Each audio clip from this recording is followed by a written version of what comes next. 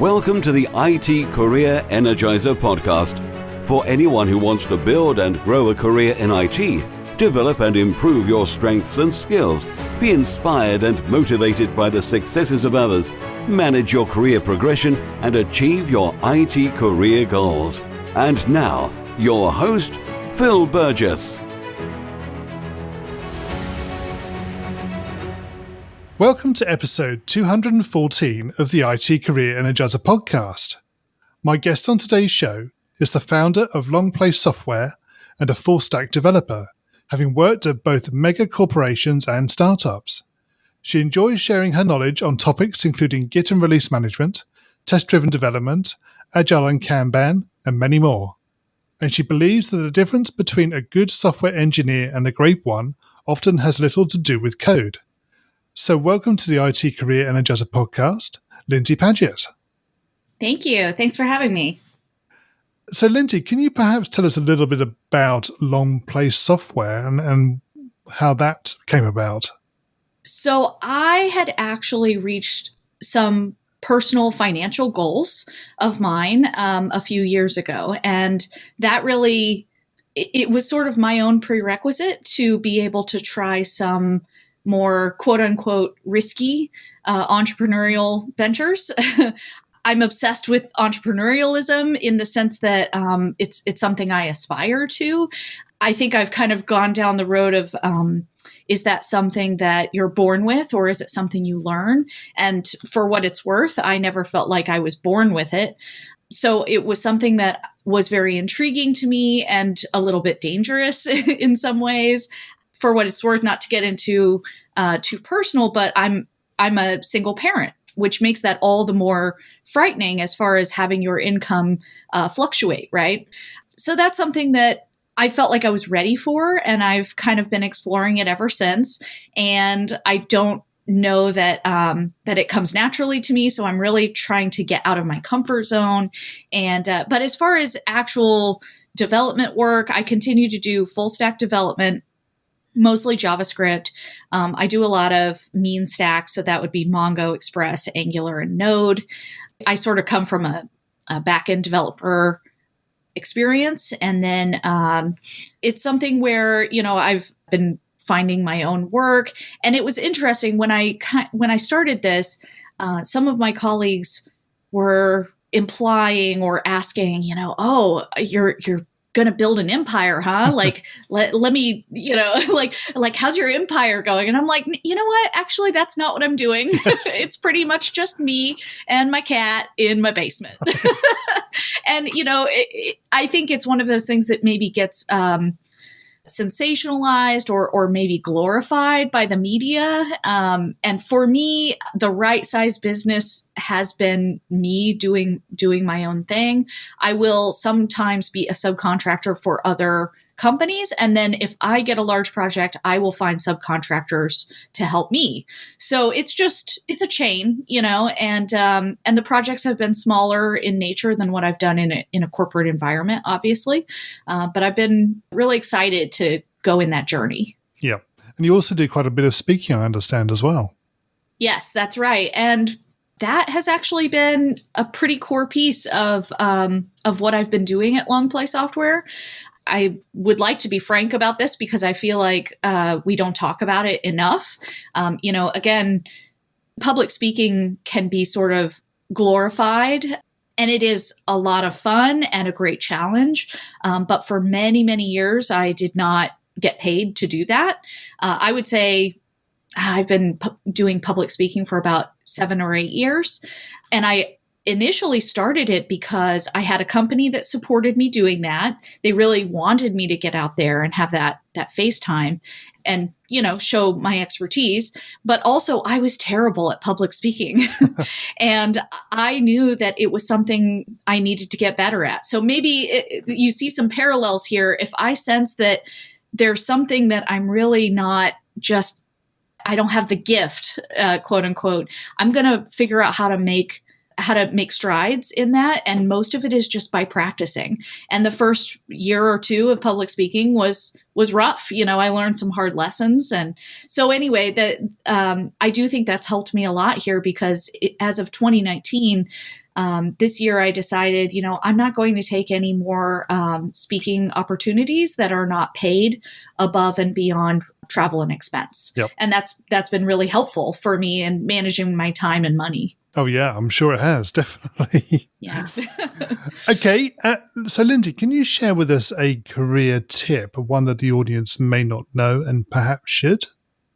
So I've been thinking a lot about this, and I think I'm saying this to myself as much as I'm saying it to others. So understand that no one has this really figured out. I think we all can grow in this area, but it's a matter of offense versus defense. So this is something that if I'm not keeping up with things, I find myself sliding into this, which is, LinkedIn or email or other kinds of opportunities. If you're doing the work and you're getting yourself out there, if that's your goal, I should say, then opportunities will come to you. But you can spend a lot of time playing defense and just taking or rejecting the opportunities that come to you. The ultimate goal is to get into a place where you are playing offense. So, for example, if you're on Twitter, that doesn't mean just reacting to other people's follows and messages. It means getting out there and finding the people you want to be connecting with. And that takes a little bit of time. And it also takes time to transition. If you feel like you're always behind the 8 ball, it takes time to transition into moving forward, because that's what's going to get you to your goals, as opposed to helping other people reach their goals or just taking whatever comes along. So how do you do that yourself? How do you get into that sort of mindset? Well, one of the things I've done is sort of weaned myself off of email. Yeah. It's a lot harder to do than it is to say, but I have followed one of the recommendations of the 4-hour work week, which is to not check your email in the morning. So I have really gotten into the habit lately. And by this, I mean, really only within the last 6 months. I feel like this was the big hurdle for me, to only check email around 11 or 11:30 in the morning. Because otherwise, even if I check my email in the morning and I say, oh, I'm not going to do any of those things, I'm not going to get back to that person, it steals my brain power, right? And I can't focus on what I need to focus on because I'm thinking about other people's needs. There's a lot of evidence, some studies that sort of suggest that women actually have a harder time with this, as far as putting yourself last.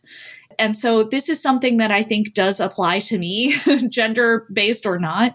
I want to make sure I'm putting myself first as far as my priorities, my goals, my time. And then, lunchtime is a good opportunity to sync up with what other people need. And that happens to be email for me for the most part, but it also includes Twitter and LinkedIn.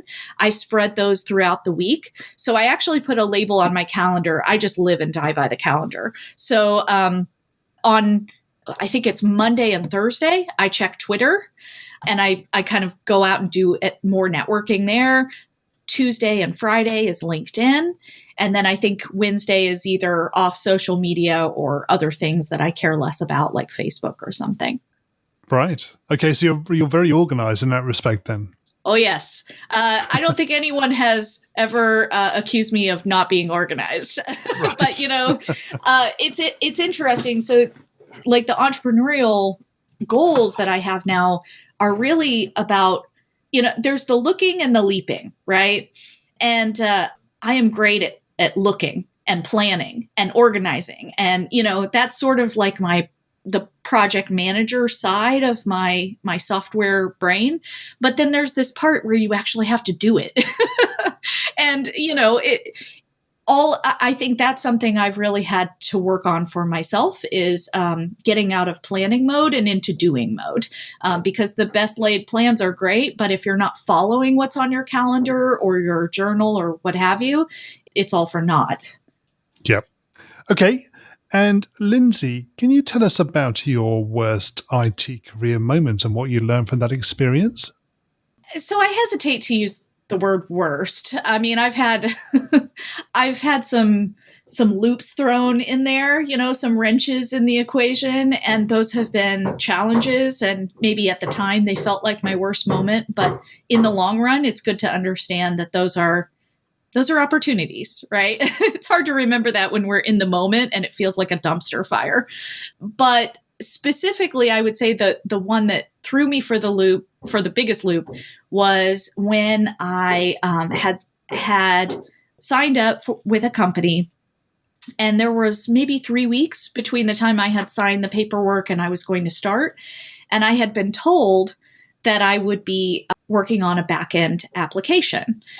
And when I started 3 weeks later, I was actually supposed to be leading a front-end team. And I was like, oh, that's not the same thing at all. Okay. And, I could have quit or raised a fuss or something, but I just sort of assumed the fake it till you make it strategy, if you can call that a strategy. Back-end development had previously been my area of expertise, and I felt very uncomfortable, to be honest, in the front end. And I think that was just from not doing it enough. And once I really dived in there, and I also had my team members sort of, I created an environment on the team that was open to collaboration and teaching each other, and that included me. So I think as a manager, I had previous manager experience, and I think that's kind of why that happened. They were like, oh, well, you can lead a team. Sure, why not? And it was a bit of a switcheroo, probably, to be honest. But once I was there, I thought, okay, I'm just going to make the best of this, and I will create an environment on my team where people feel comfortable learning from each other, and that includes me, because you lead by example. So, I wasn't hesitant to ask questions. I think nothing good comes of an environment where you're afraid to ask questions. In fact, I had mentored, this is a different issue, but just wanted to throw it in. I've mentored someone for years now, and one of their biggest hurdles is feeling comfortable asking questions. And I know for just every fiber of my being tells me that this is the thing that holds this person back. Because of course, if you ask a question up front, it's usually no big deal. But if you wait 2 weeks and you ask the question, then people kind of tilt their heads and they're like, what have you been doing this whole time? So that's bad. And that obviously wastes the company's time and money as well. If you struggle and you kind of thrash on things too long, when really it's just as simple as asking and saying, hey, I don't understand this. Please help me. And so I guess the trick of that, the silver lining of that bad experience, was that I found a good balance of fake it till you make it, and also asking questions. You can kind of do both. I think sometimes we think it's black or white, but I think there's a sweet spot there where you come into it thinking, I'm confident in my abilities. I will figure this out, but I'll ask questions if I'm stuck, and that's just how to approach things in general, but especially when you feel like you're in over your head, as I did at that time. Indeed. So what you talk about, obviously, fake it till you make it. Do you think that's more about your own mindset, if you like? So you're faking it to yourself to sort of give yourself that confidence, rather than actually sort of faking it within the environment and projecting a false persona? Yes, absolutely. It's more about your own feeling of worth and competence than it is, I think it's a bad idea to give people the impression that you can do something that you can't. But again, maybe it just depends on time and place, right? So for example, and I learned this when I kind of got into consulting, you probably want to be a little bit cautious about what you say in front of the client. When the client is around, the answer is always yes. and then you go back to your team and you say, okay, how are we going to make that happen? Yeah. And then if you have to go back to the client at some point, that's fine. And I should clarify, when I say the answer is always yes in front of the client, that's not literal. It really just means projecting an air of confidence and can-do attitude. Yes. And that's really what that fake it till you make it attitude is all about, is just, anything is possible. Like I always joke, if we can put a man on the moon, then surely this can be done. It's all a matter of time and money, right? Yeah, often is. Yes. Yeah. Okay, so Lyndsey, can you tell us about your IT career highlight or greatest success? I feel really lucky that I've had a lot of successful projects, but I would say that the one that felt like there was the most glory in it probably was in the public speaking arena. Yep. I got to travel to Oslo and speak in DC there. And I know it's Norwegian Developers Conference, but I know they now have conferences all over. They do, yes. And yeah, and I don't even know if Oslo's still in there. I would assume so, but that was just an amazing opportunity, and one that I felt like I had earned in some sense, having worked on public speaking for so many years before that, but also still humbled by it because I had never spoken internationally. And I don't know, like it sounds very silly, but it meant a lot to me. There's this part in a talk that I give where I'm asking the audience about this figure, and the figure is Santa Claus. And I had taken the time to like understand, well, wait a minute, in Norway, do they have Santa Claus? Like, what is he called? What does he do? Like, I tried to understand, so that if you have a joke, for example, you can't necessarily port that over. You have to translate it a little bit. Yep. And I was like, oh, that's Julenessen, that's Santa Claus in Norwegian. And so it was, or I guess that was Dutch at the time. I was talking about Dutch Santa Claus. Anyway, the fact that a few audience members laughed and like we all got it, I don't know, it just made me feel like, okay, I'm doing this and it's going well, and so that was, even though it may not have been the biggest audience I had ever spoken to, it felt like my biggest accomplishment in the public speaking arena. Yes. Have you done any more international speaking since then? Not since then. I've been given opportunities, and I even turned down one this fall in Berlin, and sometimes I beat myself up about that. To be honest, getting away with my family obligations, getting away to speak abroad is a challenge. And so I've actually really just focused on here. I love travel, and I really love international travel. But I also have started looking at public speaking differently. I used to think that it was like a vacation. And oh, by the way, I had to give a talk. And it's not like that at all, actually. It's a lot of work. And, you're kind of expected to be there at the social events and things like that. And I sometimes felt frustrated that I would take the time to go that far and have it be a beautiful place that I wanted to explore, and then not feel like I had enough time to do that. Again, balancing my family obligations, I couldn't take weeks like I wanted to, and I was trying to pack a lot of things into a few days, and it felt crammed, and it didn't feel like a vacation. I've started looking at those things very differently. Like, you know what? I think I'd rather travel and speak in the States, which is local to me.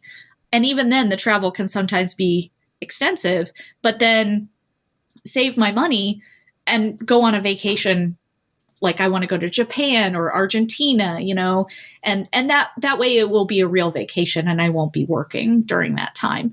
Neither way is right or wrong. That's just what works for me personally. And I know plenty of people, although I will say most of them don't have children, that do travel abroad to speak, and then they take a week or two to enjoy a nice vacation afterwards. And for what it's worth, when I was in Oslo, I did that. I took my oldest daughter and I actually hired a babysitter in Norway.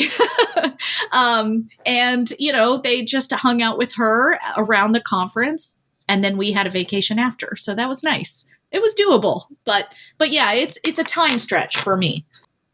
Lyndsey, what excites you about the future of the IT industry and careers in IT? I know this sounds probably eye-rolling, but AI, I think, is very interesting, very challenging. I haven't done a lot with it personally. It's just not my area, and maybe that's why I'm partially enamored by it. It still seems very magical to me. I have some colleagues. Heather Downing is a good example of somebody who does a lot with like natural language, Alexa, things like that. I think there's a long way to go with that. They say that natural language processing is one of the most difficult. And if you think about it on the AI front, you can't use the power of AI if the computer can't understand what you're asking it. So that's step one in this whole equation of like unlocking AI's power. So I think it's really exciting. I follow another really great person in this space. She actually is a doctor, and her name is Kate Devlin. She studies the intersection of human sexuality with robots, essentially. Right. And I've joked about this in the past. And I think, it's interesting. Sometimes it makes people kind of squirm in their seats. But I do truly believe that this is one of the areas that we're going to see artificial intelligence evolve first, is in that space. Well, that'll be interesting to see. Yeah. And, and it sounds so risque, but talking to someone like Kate Devlin, although I only met her briefly and just got to pick her brain, I was fortunate enough to do that. It's amazing the applications she points out. People with different kinds of disorders and how it can help them. It's not all bad, So, Lyndsey, we're going to go into the reveal round now. We're going to find out a little bit more about you and the way you think. Are you ready for this? Sure. Yes. So what first attracted you to a career in IT? I may be unusual in the sense that I was drawn to this from a pretty young age. When I was about 13 years old, I got a letter, like a letter, from the Boy Scouts of America. And to this day, I have no idea if they knew I was a boy or not a boy. Like, I don't know if that was a mistake, but they had solicited me to join this program at a local software company because I had done well on a math placement test. And math was something I typically was very good at. And I guess to back it up even further, the reason why I love math and why I love computers is because it's pretty clear whether things are working or not. Yeah. Another field that I was drawn to was medicine, but it's so mysterious still.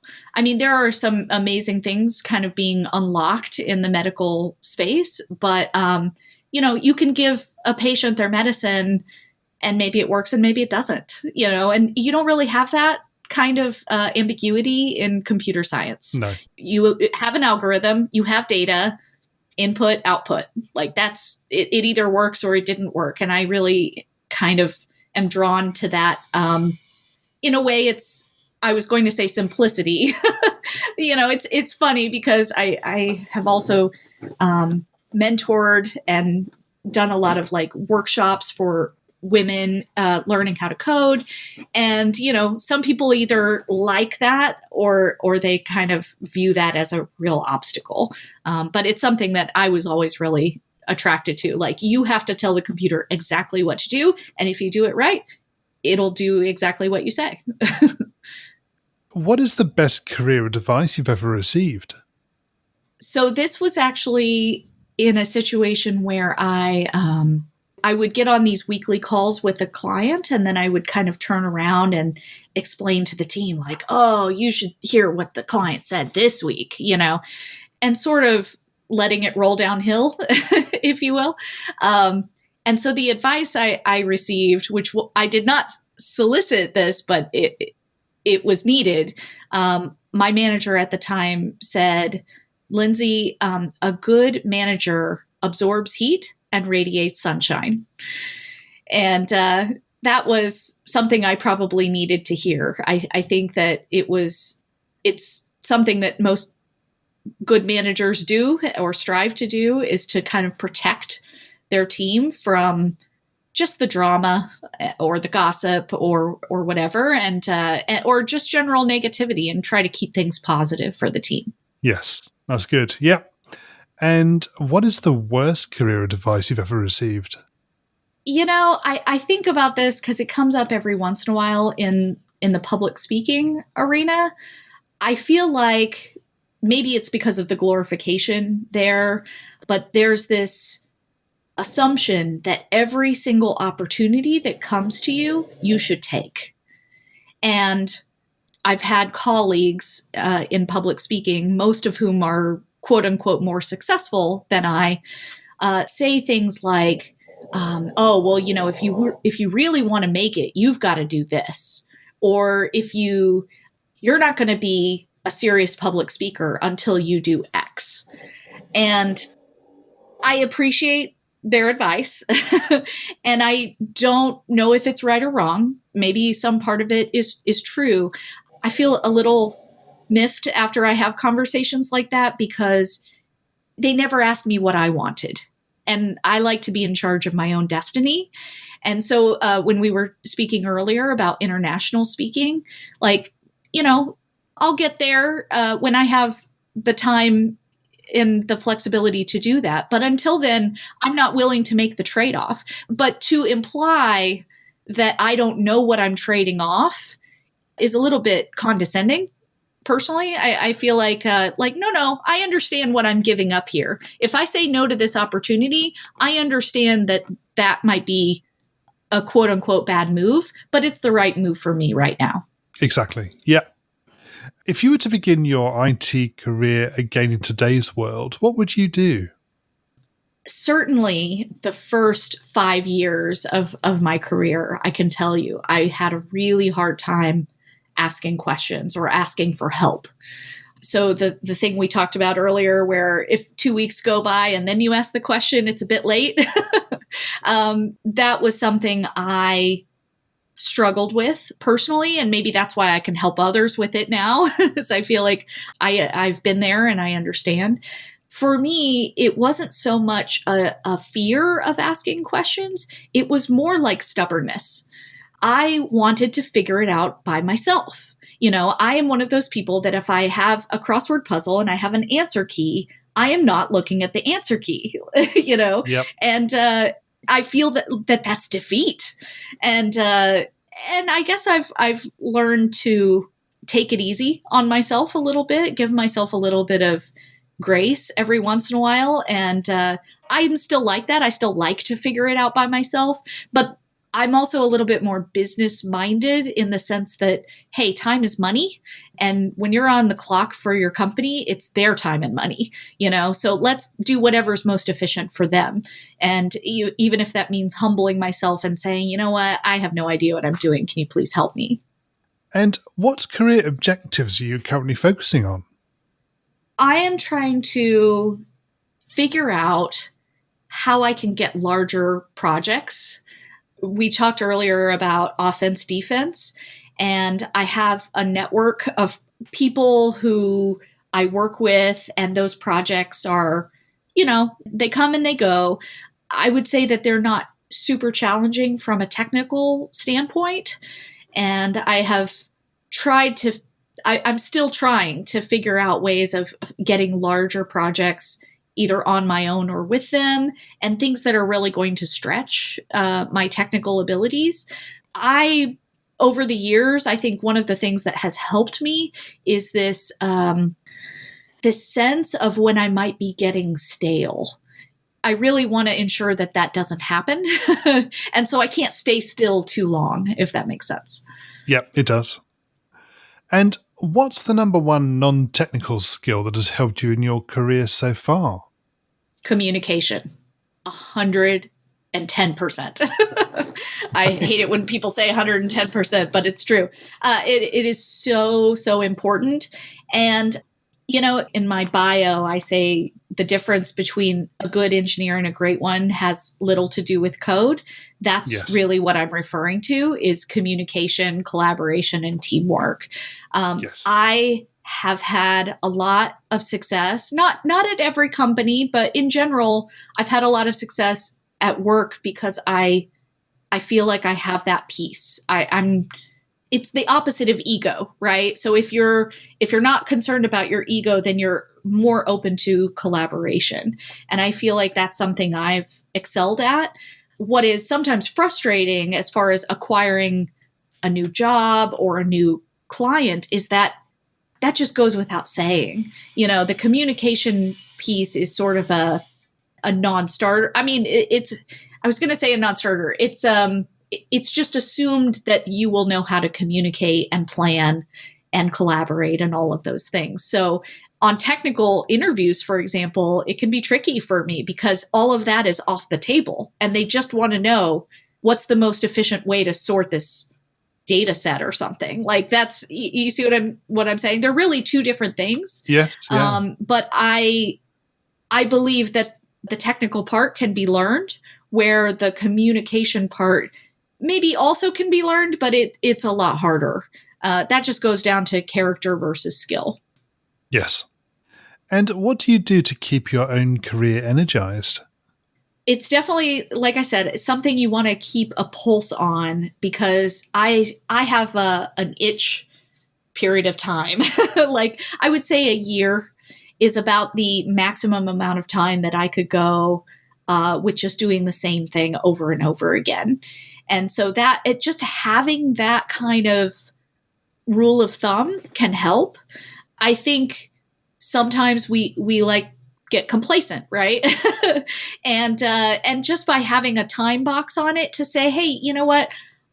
What I'm doing right now is not really a challenge for me, but I just need this. I need this time to just coast or kind of just stand in place. And then after a year is up, or maybe 6 months or whatever you feel is right for you, I'm going to start picking up the pace again. Now, as far as picking up the pace, I mean, I'm very fortunate in that because I can speak at tech conferences, I get to absorb a lot of great information there just by being there and kind of poking into other sessions. That's one way. Another way is just to kind of keep a pulse on the technologies that align with my stack. So, for example, Angular is something I'm pretty well versed in and would like to stay well versed in. So, of course, I follow them on Twitter. I read their blog posts, things like that. And then things that I want to move into. So, for example, Google Cloud, that's something I'm starting to lean toward. And so that's something that I'll watch a video maybe once a week and then try to practice that skill sometime during the week. You obviously have to, just like anything, you have to make time for it. It doesn't just magically appear in your calendar. Exactly. Yeah, absolutely right. And what do you do in your spare time away from technology? Well, I am glad you asked, because away from technology, I would say those are key words. I am notoriously very bad at social media. And I don't know if that's like a borderline millennial problem, but it's something that I feel like is important to my mental health. I mean, just to say how it looks to me, I have to not be on all the time. I am actually an introvert, and I really need that time to recharge. So I have core time in the evening, about, I would say, 6 to 9 p.m., where I don't check technology at all. I put my phone down and I never look at it. And as far as what else I do with that time, it depends on if I'm with my kids, making dinner, helping them with homework, etc. I love to cook. And so cooking is a great way to kind of unwind and do something tangible. Not to mention it's healthier and cheaper than eating out. So that's kind of nice. But I actually sew. I do like domestic things. I like to do things that are tangible. So yeah, I mostly do that on the weekend. In addition to chores and all of those things, I do a little bit of sewing. I work on my house. My dad is actually like helping me work on my deck right now. It's always something when you own a home. So, it is, yeah, which is both good and bad. But yeah, I think being away from technology is key. And then earlier I mentioned, about 6 to 9 p.m. is my no tech time. I will glance at my phone just to see okay, what's coming down the pipe tomorrow. If I respond to an email in the evening, I will not send it right away. I will schedule it to be sent using Boomerang or something. Yep. I send it the next morning because inevitably then you get into this cold war of email where, people keep pinging you right before bed. So if I do respond to something, I'll send it the next morning. And then again, I turn off my phone and I try to read right before bed. Yes. And Lyndsey, can you share a parting piece of career advice with the IT Career Energizer audience? This industry has a tendency, whether we mean to or not, we are all included here, to sort of intimidate others. And I think that we do a great job, for example, of setting up boot camps to teach people how to code. But what we don't do a great job of is helping those individuals following up with them to ensure that they make it into the industry. So it's almost like there's the deeply entrenched, I've been coding since I'm 13 years old type, and I'm probably in that camp. And then the newcomers, who have never written a line of code and don't know what a for loop is, and we're teaching them, no matter their age, gender, what have you. So bridging that gap is super important.